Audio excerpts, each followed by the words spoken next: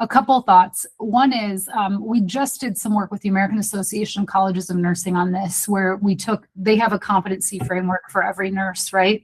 And we had to go one layer deeper because they had a competency, for example, that was like demonstrate compassionate care. Well, we had to talk to employers to be like, what does that look like for you? What does that mean? Because that is such a lofty, big idea. And we met with employers, we met with subject matter experts, nursing faculty to kind of break that down a little bit. And where it's kind of like the Goldilocks equation is that you can't be so prescriptive that it becomes a checklist of performative actions, right?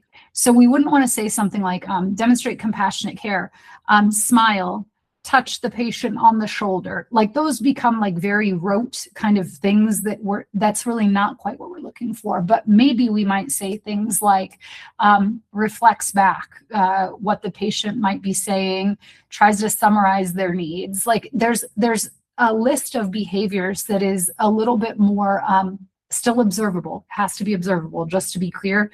But it's like the Goldilocks of observable, measurable, but also not just becoming this rote checklist of employers. And so I think that takes practice, and then it takes validation, and then using that on the job to see, is this really something we can do? And what I would say is where people get, where minds start spinning is then people don't touch it at all.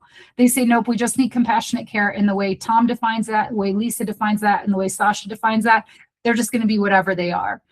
That's not okay either. And so it is an opportunity to bring folks into the conversation to figure out what is the grain size of that. And the other thing I would say is after meeting with employers in lots of sectors, what they're asking for isn't that different. Like we hear, and this is anecdotal, but we hear from employers the same kinds of things across the field. And I think getting a level set on like what they need, I don't see that we have wildly varying expectations on the job for people. And so that's just the one side of like, bring them into the conversation, bring the right employers. If you're a regional or local or state employers, I don't see that there's a wide variety of expectations necessarily.